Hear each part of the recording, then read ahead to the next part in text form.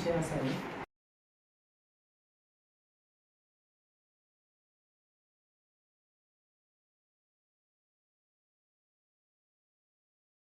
आज जिल्हाधिकारी कार्यालयामध्ये आपण कशा बाबतीत निवेदन दिलं, काय मागणी केलेली आहे?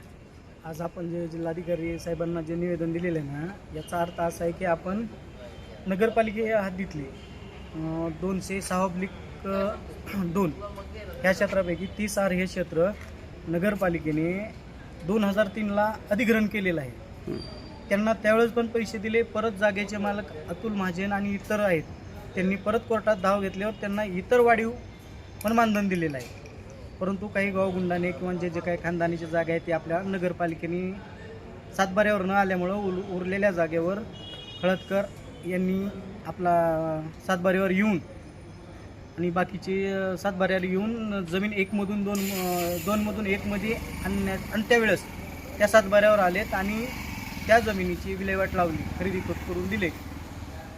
आणि आमची मागणी अशी आहे की बाबा ती जागा जर नगरपालिकेची आहे तर त्या नगरपालिकेने अधिग्रहण करते वेळेस माननीय SDO साहेब, कलेक्टर साहेब आणि नगरपालिका मुख्याधिकारी साहेब यांचे अवॉर्ड आहेत ते आपण त्यांना दिलेले आहेत. आणि परत 1992ची पण रजिस्ट्री आहे की खळदकराकडून महाजननी घेतलेली आणि महाजननी 1994ला लेआउट केलेलं ह्याचे पण आहेत. हे सगळं असताना खळदकर म्हणतात की आमची जमीन आहे, मग 20-22 वर्ष का थांबले? त्यावेळेस सातबाऱ्यावर यायचं. पर ते 2024ला आले आणि सातबाऱ्यावर येऊन त्यांनी अजिम शेख यांना विक्री केलेली आहे जमीन.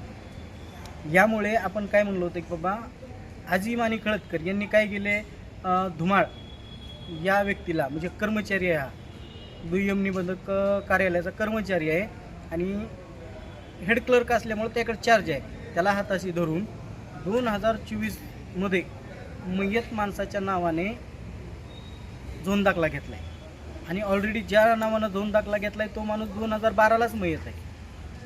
असे डुप्लिकेट आणि कालबाह्य कागद जमा करून तो दस्त नोंद केलेला आहे. त्या दस्ताची आपण चौकशी लावली होती, त्यांना तक्रार दिली होती. ती तक्रार दिल्याच्यानंतर काहीच केलेलं नाही 1.5 महिन्यात. मग काल आम्ही 10/6/2026ला माननीय सहजिल्हा निबंधक कार्यालयात गेलो असता विचारपूस करताना 5-5:30च्या दरम्यान की साहेब आपण हे का केलेलं नाही. तर ह्याची संधी साधून माननीय धुमाळ म्हणजे दुय्यम निबंधक कर्मचारी धुमाळ हा तिथे आला. माझी आणि जानकर साहेबाची चर्चा संपल्यावर मी ऑफिसच्या बाहेर गेल्यावर माझ्या पाठीमागे येऊन त्यांनी मला धमकी दिली की तू माझ्या ऑफिसमध्ये मी काही पण करू, तुझा काही संबंध आहे, ही जागा तुझी आहे का, तुझा तक्रार द्यायचा काही संबंध आहे. ही तक्रार दिलेल्याचे मनात राग धरून त्यांनी मला काल अशी धमकी दिली की मी तुला 353 शासकीय कामात अडथळा केला, ह्या गोष्टीत अडकवून तुझा विषय बरबाद करीन. मी पण लोकलचा स्थानिकचा आहे, माझ्या ऑफिसमध्ये मी काय करेल हे माझी जिम्मेदारी आहे, माझा काही संबंध नाही. ही एकच काय अजून अशा 10 प्रॉपर्ट्या विकू आम्ही अशी म्हणून धमकी दिली आहे. आणि याच्या पुढं जर समजा मला कोण शिवीगाळ मारहाण काही झालं केलं तर सर्व जबाबदारी ही दुय्यम निबंधक कर्मचारी धुमाळ आणि ही जी क्षेत्र विकत घेतलं आहे ते आणि विकणारे हे राहतील.